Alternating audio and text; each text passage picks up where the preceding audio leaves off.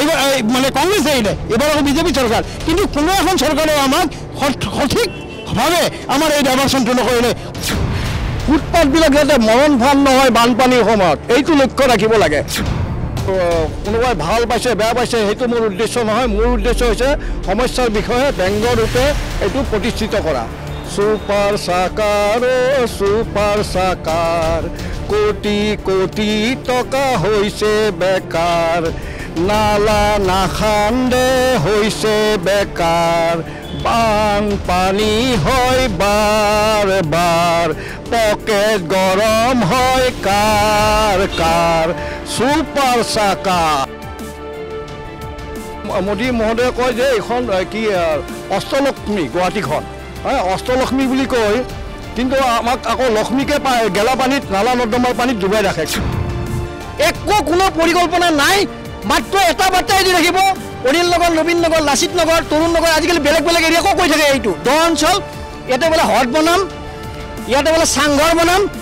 এইটো ল'লেণ্ড এৰিয়া আৰু আমাক চৰিয়া বুলি ক'ব ঠাট্টা কৰিব ইয়াৰ কিন্তু প্ৰত্যাহ্বান আমি দি আছোঁ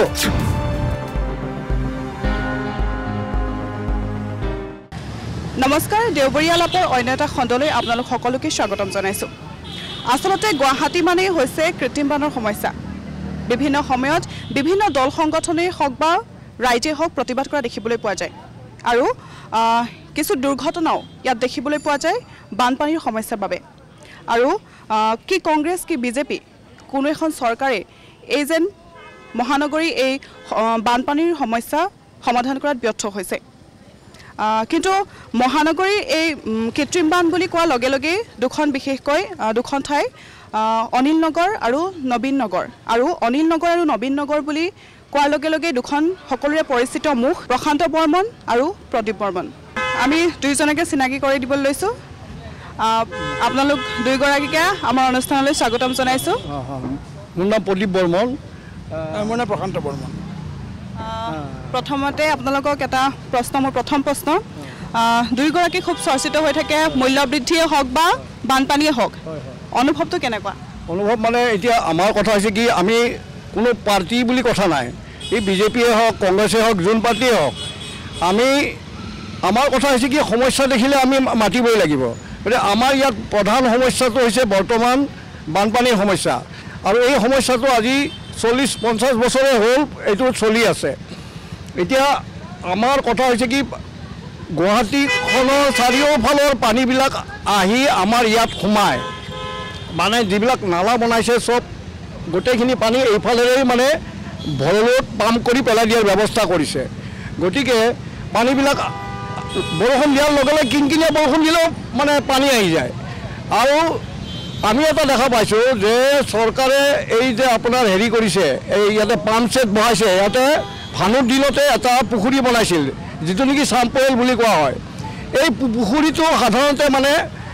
যদি 10 ফুট দ ই 8 ফুট 6 ফুটমান আপোনাৰ বোকাৰে ভৰ্তি হৈ থাকে এই পুখুৰীটো এই চাম্পৱেলটো পৰা বোকাখিনি সময়মতে নাতৰাৰ কাৰণেও আমাৰ তৎক্ষণাত বানপানী হৈ যায় আৰু এই যিটো প্ৰধান নলা চানমাৰীৰ পৰা আহিছে পাহাৰৰ পৰা পানীখিনি নামি আহি চানমাৰীত ভৰ্তি হয় চানমাৰীৰ পৰা এই প্ৰধান নলাটোৰে আহি যায় আৰু ইয়াত এই নলাটো 12 ফুট 6 ফুট বোকাৰে পৰিপূৰ্ণ এই বোকাবিলাক জাবৰবিলাক তেওঁলোকে সময়মতে চাফা নকৰে সুপাৰ সাকাৰ আছে ৰবট আছে কিবা আছে এইবিলাক বহুত আছে বুলি শুনিছোঁহে কিন্তু আজিলৈকে এনেকৈ সুপাৰ সাকাৰে আহি কেতিয়াবা যদি আহিছিলোঁ সেইটো মানে পাহাৰৰ নিচিনা হৈছে আহি এই সুপাৰ সাকাৰবিলাক এতিয়া মানে বেকাৰৰ নিচিনা হৈছে কোটি কোটি টকা ক'ত গৈছে ভগৱানে জানে এই ভৰলো টাইম মতে নাখান্দে যেতিয়া পানী আহে তেতিয়াহে আমাৰ বাৰিষা দিনত ভৰলো খান্দা আৰম্ভ হয় গতিকে এই কথাবিলাক যদি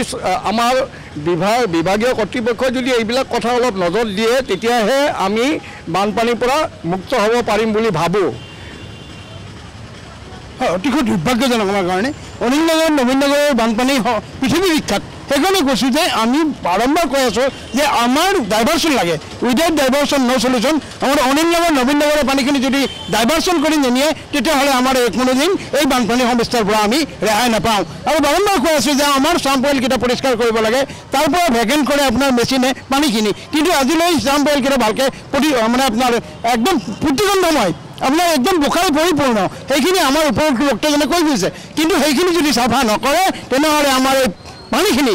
ভেকেণ্ট কৰিবৰ কাৰণে সেই মেচিনে সুবিধা নাপাব আৰু এটা কথা কওঁ যে আমাৰ ইয়াতে 100টামান নলা আনি লগাই দিছে অনিল নগৰত এই নলাখিনি যদি আমাৰ ডাইভাৰ্চন নহয় অন্ততঃ বিশেষকৈ দূৰত চান্দমাৰী আৰু পুফৰণীয়াৰ পানীখিনি যদি ডাইভাৰ্চন নহয় তেতিয়াহ'লে কেতিয়াও আমাৰ অনিল নগৰ নবীন নগৰৰ এই পানী কেতিয়াও মানে আপোনাৰ শেষ নহয় আৰু কৈছোঁ ইয়াতে অতিশয় ভয়ংকৰ পৰিস্থিতি আমাৰ একদম সংকট আমাৰ ৰাতি টোপনি নাযায় আমাৰ হাৰ্টবিট বাঢ়ে যেতিয়া এজাক বৰষুণ আহিব বা বিজুলী মাৰিব আমাৰ হাৰ্টবিট বাঢ়ে এইকাৰণে কৈছোঁ যে ইয়াতে এনেকুৱাটা পৰিস্থিতি সেইকাৰণে কৈছোঁ যে আমাক ডাইভাৰ্চন লাগে প্ৰতিখন চৰকাৰ আহিল চৰকাৰ গ'ল আমাৰ AJP আহিলে বিজেপি আহিলে এইবাৰ মানে কংগ্ৰেছ আহিলে এইবাৰ আকৌ বিজেপি চৰকাৰ কিন্তু কোনো এখন চৰকাৰে আমাক সঠিকভাৱে আমাৰ এই ডাইভাৰ্চনটো নকৰিলে হয়তো তেওঁলোকে আমাক মাহীয়াৰ চকুৰে চাই আপোনালোকৰ ফুটেজ মানে আপোনালোকৰ টিভিত মই কৈছোঁ যে আমাক মুখ্যমন্ত্ৰী মহোদয় আপুনি দক্ষ মুখ্যমন্ত্ৰী আপুনি আমাৰ এইখিনি কাম নকৰিলে আমি কেতিয়াও আমি মুক্ত নহওঁ এই কৃত্ৰিম বানৰ পৰা আৰু চবতকৈ আমাৰ ইয়াতে এইটোৱে আমাৰ আটাইতকৈ ডাঙৰ আমাৰ মানে আপোনাৰ অসুবিধা যে এই কৃত্ৰিম বানপানী আৰু আমাৰ খোৱাপানীৰ সমস্যা আৰু বিজুলী বাতিৰ সমস্যা আছে সেইকাৰণে কৈছোঁ যে খোৱাপানীৰ সমস্যা কিছু পৰিমাণে আমাৰ মাৰ গৈছে কিন্তু আপোনাৰ এই যে কৃত্ৰিম বানপানীখিনি আমাৰ কেতিয়াও মাৰ নহ'ল সেইকাৰণে কৈছোঁ যে আমাক মাহীয়াৰ দৃষ্টিৰে নাচাব আমাৰ কামখিনি কৰক আমাক ডাইভাৰ্চন লাগে এই ডাইভাৰ্চনখিনি কৰক ৰাজ্য তথা দেশত বিভিন্ন প্ৰতিবাদ দেখা যায় কিন্তু আপোনালোক দুজনৰ যি প্ৰতিবাদ সেয়া পৃথক হয় ব্যংগাত্মকভাৱে আপোনালোকে প্ৰতিবাদ কৰে ইয়াৰ কাৰণটো কি ব্যংগাত্মক প্ৰতিবাদ মই মানে ব্যংগ গীতেৰে প্ৰতিবাদ কৰোঁ ব্যংগ গীতেৰে গতিকে এইটো মোৰ নিজা এটা চিন্তা কোনোবা মানে মই মোৰ কামটো মই কৰি গৈছোঁ আৰু কোনোবাই ভাল পাইছে বেয়া পাইছে সেইটো মোৰ উদ্দেশ্য নহয় মোৰ উদ্দেশ্য হৈছে সমস্যাৰ বিষয়ে ব্যংগ ৰূপে এইটো প্ৰতিষ্ঠিত কৰা সুপাৰ সাকাৰ কোটি কোটি টকা হৈছে বেকাৰ নালা নাখান্দে হৈছে বেকাৰ বানপানী হয় বাৰ বাৰ পকেট গৰম হয় কাৰ সুপাৰ সাকাৰ হয় আমাৰ মানে আপোনাৰ কিছুমানে আপোনাৰ বাটৰ নেতাৰে প্ৰতিবাদ কৰে আমাৰ প্ৰদীপ যায় তেখেতে কি কৰে আপোনাৰ ব্যংগ গীতেৰে প্ৰতিবাদ কৰে এইটোতো প্ৰতিবাদ আমি আচলতে প্ৰতিবাদ কৰি গৈছোঁ আমি জনাবলৈ গৈছোঁ চৰকাৰক যে আমাৰ এইটো এটা বৃহৎ সমস্যা আৰু এই কৃত্ৰিম বানপানী যেতিয়ালৈ আমাৰ ইয়াত শেষ নহয় তেতিয়ালৈ আমাৰ কেতিয়াও মানে আপোনাৰ স্মাৰ্ট চিটিৰ সংজ্ঞা আমাৰ নিৰূপণ নহয় সেইকাৰণে কৈছোঁ স্মাৰ্ট চিটি হ'বলৈ গৈ আছে সেইকাৰণে কৈছোঁ যে কৃত্ৰিম বানপানীখিনি যেতিয়ালৈ গ্ৰেটাৰ গুৱাহাটীত শেষ নহ'ব তেতিয়ালৈ এই স্মাৰ্ট চিটিৰ সংজ্ঞা নিৰূপণ নহ'ব কেতিয়াবা আপোনালোকে চৰকাৰী পক্ষৰ ভাবুকিৰ সন্মুখীন হৈছে নেকি নহয় এতিয়া ভাবুকি আৰু কি দিব আমাক আমি নিজে আমাৰ বানপানীয়ে ভাবুকি দি আছে আৰু কোনে ভাবুকি দিব আমাক আমিতো জীয়াই থাকিব মৃত্যুৰ নিচিনা খন কৰি থাকিব লাগে কাৰণ যোৱাবাৰৰ আগৰবাৰ যিটো বানপানী হৈছিল আপোনাৰ এজন পেচেণ্ট মেডিচিন আনিব মেডিকেলত যাব নোৱাৰাৰ কাৰণে আপোনাৰ মানে ঢুকাই থাকিল গতিকে কি হ'ল মানে আমাক বেলেগে ট্ৰিটমেণ্ট দিব নালাগে আমাক বানপানীয়ে অনবৰত ট্ৰিটমেণ্ট দি থাকে কেতিয়া মাৰোঁ এনেকৈ থাকে হয় সঁচাকৈ অতিশয় দুৰ্ভাগ্যজনক আমাৰ কাৰণে প্ৰতিদিনেই প্ৰতিবাৰ আমাৰ বানপানীত আমাৰ ইয়াতে মানুহৰ মৃত্যু হয় তাতকৈ দুৰ্ভাগ্যজনক ঘটনা কি হ'ব পাৰে যোৱা বছৰে মোৰ ঢুকালে তাৰ আগৰ বছৰ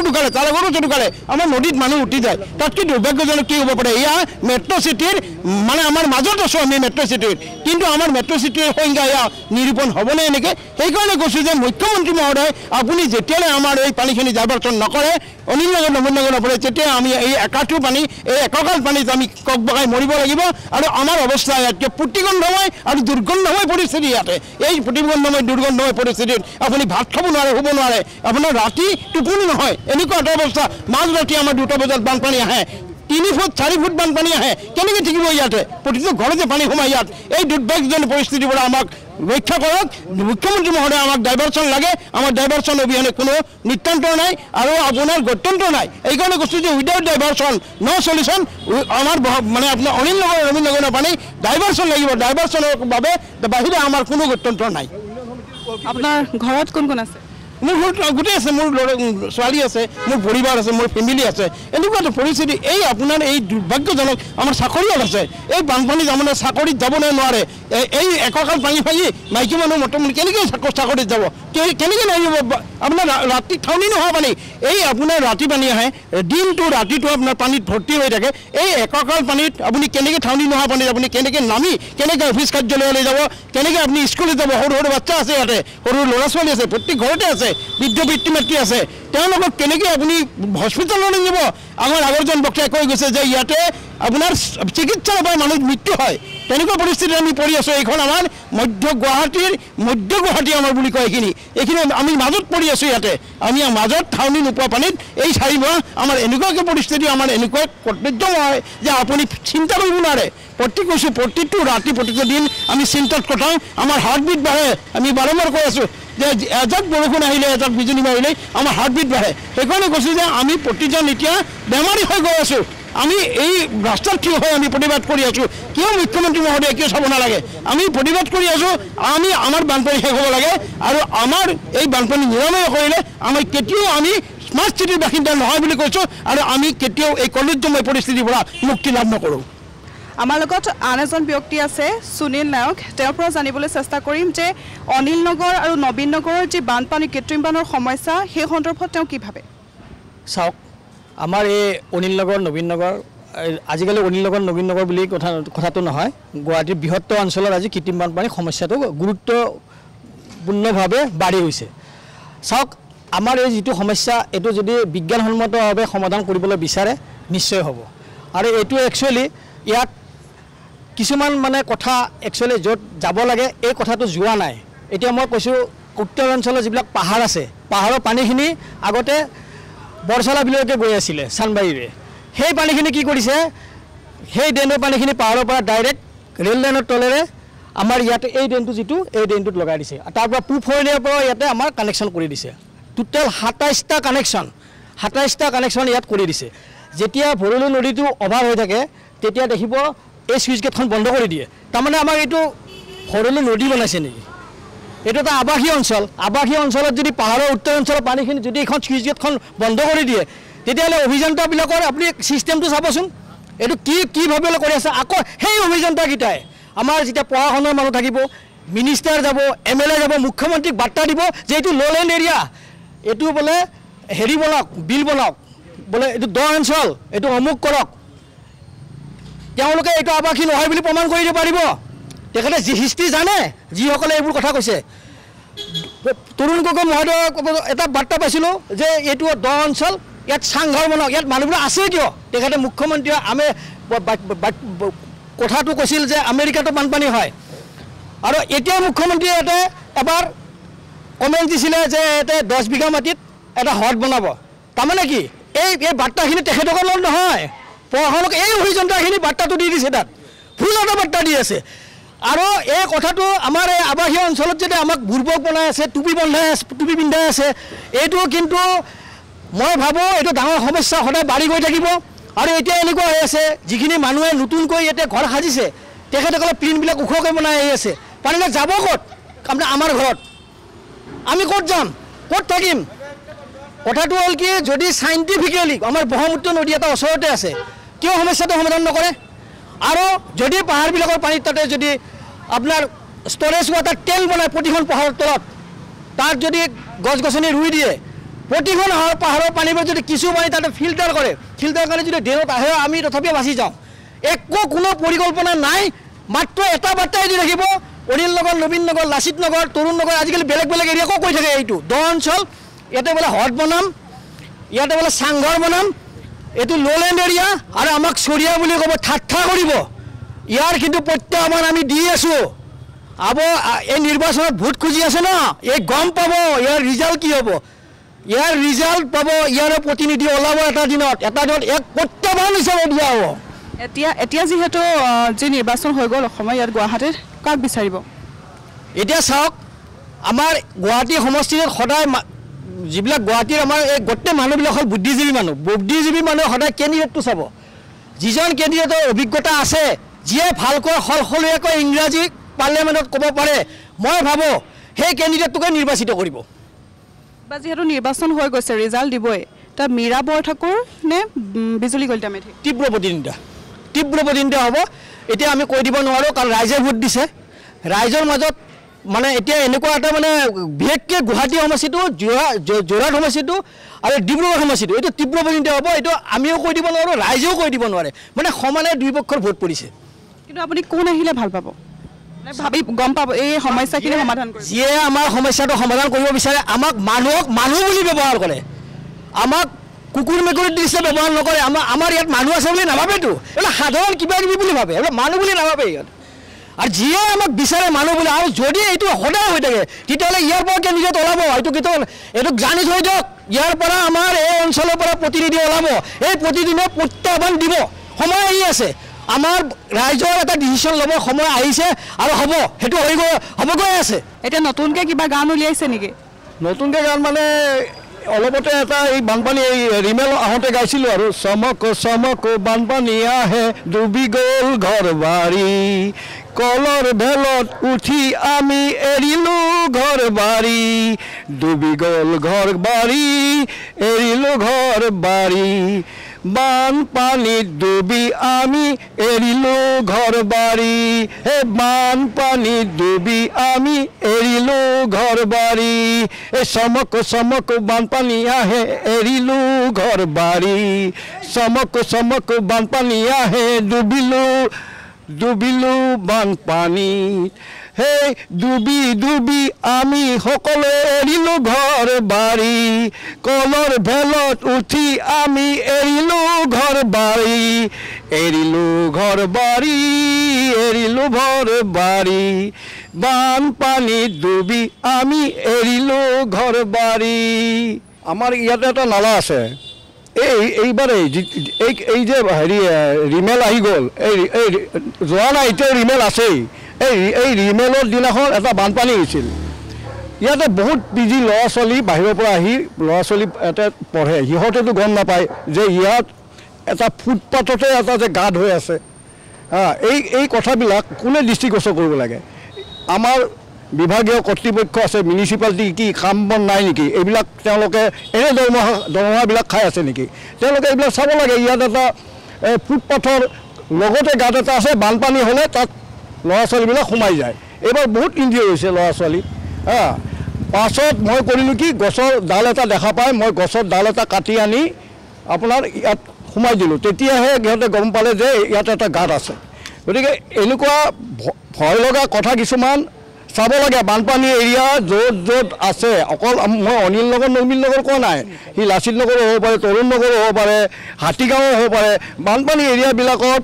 ফুটপাথবিলাক বিশেষকৈ অলপ নজৰ দিব লাগে, তাৰ স্লেববিলাক ঠিকে আছে নাই।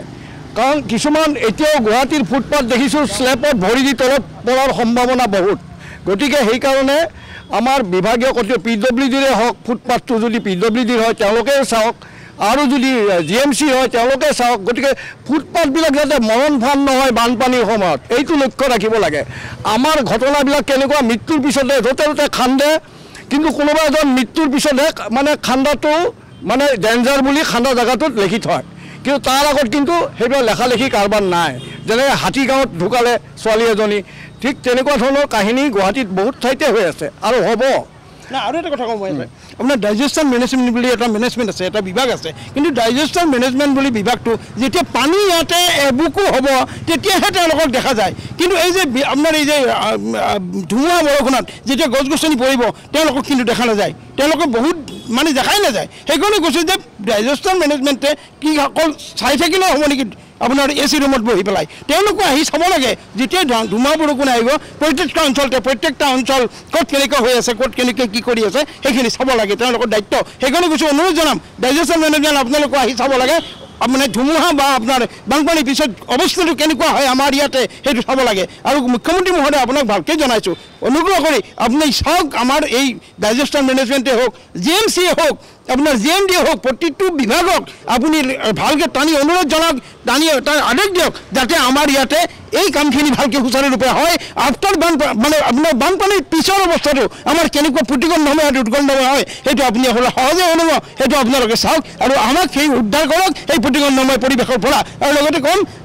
এটা কথা ক'ম যে আমাক ডাইভাৰশ্যন লাগে, উইদাউট ডাইভাৰশ্যন ন চলিউশ্যন। অনিল নগৰ নবীন নগৰৰ পানী ডাইভাৰশ্যন নকৰিলে আমাৰ কেতিয়াও মুক্তি নহয় এই আপোনাৰ বানপানীৰ পৰা। এইবাৰ নিৰ্বাচনী ফলাফল কি হ'ব বুলি ভাবে? নিৰ্বাচনী ফলাফল মানে কি আৰু মই মানে ভোট দিব লাগে ভোট দিছোঁ আৰু ইমান মানে আগ্ৰহ নাই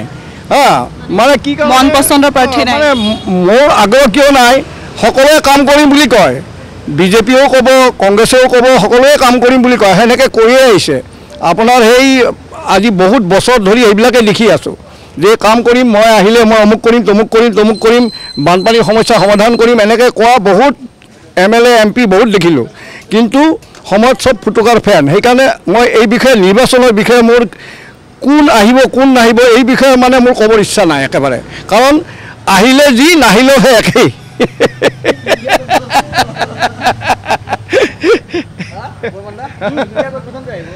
নাই মই নকওঁ কোন আহিব মই নকওঁ কোন আহিব নকওঁ কাৰণ বস্তুৰ দাম বাঢ়িছে কৃষকক হাত দিছে আৰ্মিক হাত দিছে যি আৰ্মিৰ এতিয়া চাকৰি অকল 4 বছৰ তাকো কণ্টেক্সুৱেল গতিকে মানুহ যদি আগতে বিজেপিত আছিল বিজেপিক দিছিল ভাল পায় সেই তাৰে আধা মানুহ এতিয়া ইণ্ডিয়াত ভোট দিব গৈছে গতিকে এইবাৰ অলপ যুদ্ধখন ডাঙৰ হ'ব সেইটোৱে জানো আৰু কিন্তু একচুৱেলি এইটোও কওঁ কৃষকক হাত দিব নাপায় আৰু আমাৰ দেশ ৰক্ষা কৰোঁতাসকলক আৰ্মিক হাত দিব নাপায় তেওঁলোকৰ দৰমহা কাৰ্যত হাত দিব নাপায় যিহেতু আপুনি পৃথকভাৱে প্ৰতিবাদ কৰে ইয়াৰ ঘৰৰ পৰা কিবা কয় নেকি এই ক্ষেত্ৰত ঘৰৰ পৰা মানে আজি ক'ব নাপায় তুমি যেতিয়া ক'লা মোক যে আপোনাৰ ঘৰত বহি আজি সাক্ষাৎকাৰটো ল'ম মই লগে লগে চিন্তা কৰিছোঁ যে মিছেছে বা মোক কি কয় ল'ৰাই বা কি কয় কাৰণ মই বানপানীত যেতিয়া এটা হাফ পেণ্ট পিন্ধি এটা গান গাই যেতিয়া প্ৰতিবাদ কৰোঁ তেতিয়া মানে বহুতে বহুত গালি পাৰে কমেণ্টত আৰু সেই হিচাপত লাইকো বহুতে কৰে আৰু ভিউৱাৰ্ছো বহুত হয় কিন্তু মোৰ ঘৰত কিন্তু মুঠে সন্মতি নাই এই বানপানীত গৈ দুনিয়াৰ বীজাণুবিলাক ঘৰত লৈ আহিব তেওঁৰতো বেমাৰ হ'বই মোৰ মিছেছে কয় তেওঁৰতো স্কিন ডিজিজ হ'বই লগতে আমাৰো ঘৰত কোন কোন আছে মোৰ এটা ল'ৰা আৰু মোৰ মিছেছ মই এইকেইটা আমি 3টা ঘৰৰ পৰা মানে কি আৰু বানপানী মহিলাসকলে সাধাৰণতে বহুত ঘিণ কৰেতো যে বানপানী মানে লেট্ৰিন বাথৰুমৰ পানীবিলাক আহি গোটেই ভৰি গৈছে আৰু এইটোৱে ভাবে মহিলাসকলে গতিকে তুমি এই লেট্ৰিনৰ পানীত হাফ পেণ্ট গৈ গান গাই আহি আৰু ঘৰত সোমাইছা তাৰমানে এতিয়া বেমাৰবিলাক লৈ আহিলা আমাক কি বা বেমাৰ আহিছাতো ঠিক নাই ইয়াত আপোনাৰ ডেংগু মেলেৰিয়া বিভিন্ন বেমাৰ এই পানীবিলাকৰ কাৰক হ'ব পাৰে বুজি পাইছা গতিকে সেইটো কাৰণে ঘৰত অলপ বেয়া পায় আৰু বানপানীত ওলাই গৈ প্ৰতিবাদ কৰিলে ঘৰত কিবা নাই তেনেকুৱা মোৰ কোনো অবষ্টেকল নাই মোৰ ঘৰৰ পৰা কোনেও একো নকয় কাৰণ এইটো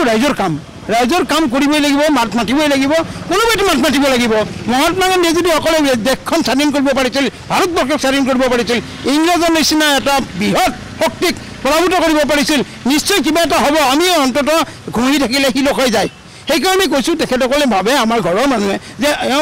কোনোবাইতো ক'ব লাগিব ইয়াৰ ওপৰঞ্চি আপুনি যদি নকয় ইয়াৰ ওপৰত তেনেহ'লে কেনেকৈ সমাধান হ'ব কেনেকৈ আপোনাৰ এই কথাখিনি আপোনাৰ জনমানসত উপস্থাপন হ'ব সেইকাৰণে কৈছোঁ যে মোৰ পৰা কোনো অবষ্টেকল নাই কোনো তেওঁ বাধা নিদিয়ে কিন্তু ভাল কথা ভাল কাম কৰিব লাগে ৰাইজৰ হকে মাতিছোঁ অকল মোৰ নিজৰ নহয় এই কৃত্ৰিম বানপানীসকলে অকল মোৰ নিজৰ নহয় এই সমগ্ৰ অঞ্চলটোৰ মানুহ হাজাৰ মানুহৰ লাভ হ'ব তেওঁলোক মুক্তি পাব সেইকাৰণে কৈছোঁ যে মোৰ যদি এটা মানুহে কথা কোৱাৰ পৰা আপোনাৰ গোটেই অঞ্চলটোৰ মুক্তি হয় এই কদৰ্যময় পৰিৱেশৰ পৰা তেওঁ নিশ্চয় মই ক'ব পাৰিম আৰু মোক ক'বলৈ তেওঁলোকে বাধাও নিদিয়ে তেওঁলোকে কৈছে তেওঁলোকৰ সমস্যাখিনি এটা শেষৰটো মই প্ৰশ্ন আপোনালোকক কৰিম এতিয়া যি চৰকাৰ গঠন হ'ব তেওঁলোকৰ পৰা এই সমস্যা সমাধান তেওঁলোকে এই সমস্যা সমাধান কৰিব বুলি আপোনালোকে আশা কৰিব পাৰেনে তেওঁলোকে একচুৱেলি এই যে চৰকাৰ হ'ব তেওঁলোকে সমস্যাৰ সমাধান নিশ্চয় কৰিব পাৰে তেওঁলোকে আমাৰ আজি চেণ্ট্ৰেল গভৰ্ণমেণ্টে কয় যে মোদী মহোদয়ে কয় যে এইখন কি অষ্টলক্ষ্মী গুৱাহাটীখন অষ্টলক্ষ্মী বুলি কয় কিন্তু আমাক আকৌ লক্ষ্মীকে গেলা পানীত নালা নৰ্দমাৰ পানীত ডুবাই ৰাখে গতিকে মোৰহে অনুৰোধ এই যিখন নতুন চৰকাৰ হ'ব সেইখন যদি আকৌ মোদীয়ে হয় বা যোনেই হয় তেওঁলোকে যেন অষ্টলক্ষ্মী বুলি কোৱা এই চহৰখনক যাতে এই গেলা বানপানীৰ পৰা উদ্ধাৰ কৰি লক্ষ্মীক উদ্ধাৰ কৰে। নিশ্চয় পাৰিব, কিয় নোৱাৰিব? যদি চন্দ্ৰযান নি পঠায় আপোনাৰ চন্দ্ৰত কি আছে তেওঁলোকে গম পাব পাৰে, তেনেহ'লে সামান্য এই কৃত্ৰিম বানপানীখিনি নোহোৱা কৰিবলৈ তেওঁলোকে কিয় নোৱাৰিব? নিশ্চয় পাৰিব। যদি মন থাকিব লাগিব, তেওঁলোকৰ সদিচ্ছা থাকিব লাগিব আৰু আমাৰ ওপৰত তেওঁলোকৰ মাহিয়াৰ দৃষ্টি গুচাব লাগিব, তেতিয়া নিশ্চয় পাৰিব। কিয় নোৱাৰিব? সামান্য কৃত্ৰিম বানপানীখিনি কিয় নোহোৱা নকৰিব? কৰিব নোৱাৰিব। নিশ্চয় এনেকুৱা টেকন'লজি আছে, তেওঁলোকে এই আপোনাৰ এপ্লাই কৰক। আচলতে এই এপ্লাই কৰি আমাৰ এই কৃত্ৰিম বানপানীখিনি নোহোৱা কৰক। অকল আমাৰ অন্য নবীন নগৰ বুলি নহয়, গ্ৰেটাৰ গুৱাহাটীৰ কৃত্ৰিম বানপানী নোহোৱা কৰিলে আমাৰ এই গুৱাহাটীখন সুস্থ আৰু আপোনাৰ সৌন্দৰ্য দুগুণে বাঢ়িব আৰু তেতিয়া আমি ক'ব পাৰিম যে আমি স্মাৰ্ট চিটিৰ বাসিন্দা। নিশ্চয়কৈ তেওঁলোকে তেওঁলোকৰ সমস্যাখিনি ইয়াত ভালকৈ কৈছে। এতিয়া যি চৰকাৰ গঠন হ'ব তেওঁলোকে এই সমস্যাখিনি সমাধান কৰিব পাৰিবনে নোৱাৰে সেয়া পৰৱৰ্তী সময়ত হ'ব লক্ষণীয়। আৰু দেওবৰীয়া আলাপৰ অন্য এটা খণ্ডত লগ পোৱাৰ প্ৰতিশ্ৰুতিৰে আজিলৈ ধন্যবাদ।